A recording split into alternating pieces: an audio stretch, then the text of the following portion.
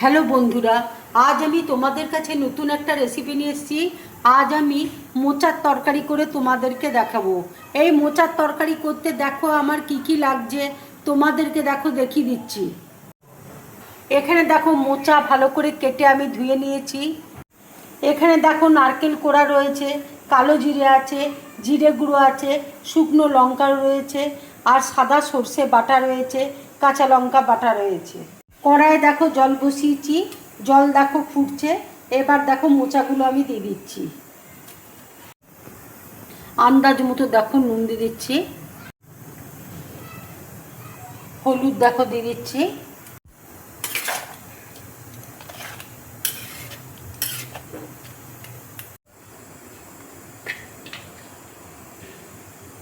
এবার দেখো ঢাকা আমি দিয়ে দিচ্ছি, মোচাটা সেদ্ধ করে নেব।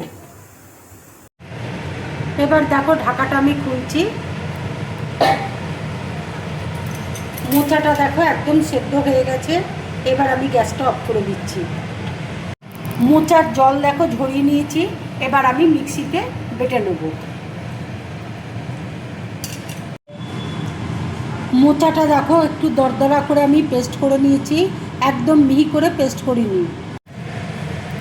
এই রান্নাটা দেখো আমি পুরোপুরি সর্ষের তেলে করছি।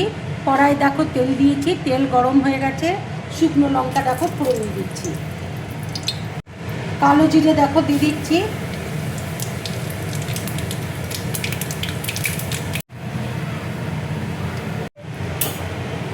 লঙ্কাটা দেখো ভাজা হয়ে গেছে। এবার আমি মোচাটা দেখো দিয়ে দিচ্ছি।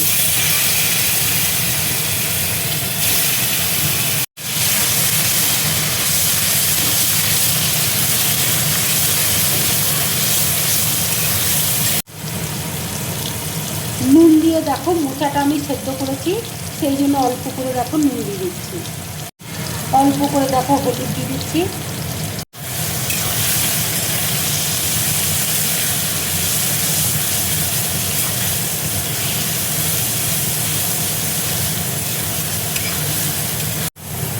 জিরে গুঁড়ো দেখো দিয়ে দিচ্ছি। নারকেল কোড়া দেখো দিয়ে দিচ্ছি।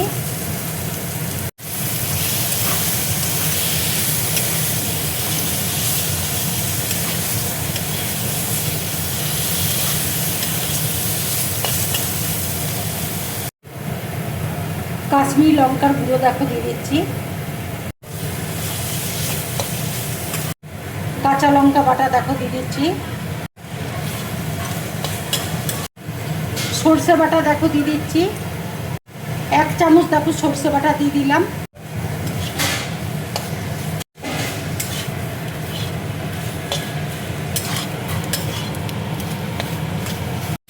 অল্প করে দেখো চিনি দিয়ে দিচ্ছি।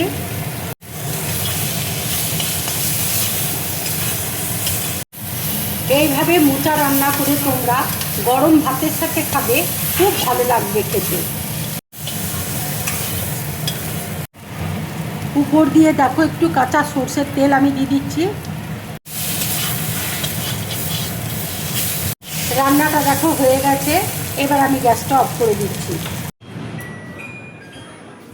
মোচা রান্না দেখো আমার পুরোপুরি কমপ্লিট। এবার দেখো উপরে আমি একটু নারকেল কোড়া দেখো দিয়ে দিচ্ছি।